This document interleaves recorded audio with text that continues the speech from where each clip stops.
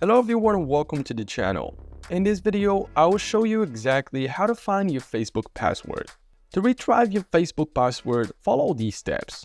Firstly, open the Facebook app on your device. Once you're in your account, tap on the menu icon in the bottom right corner. Afterward, select Settings from the menu. Now within the settings, navigate to Password and Security. You will then find the options to change password. Tap on it to initiate the password change process.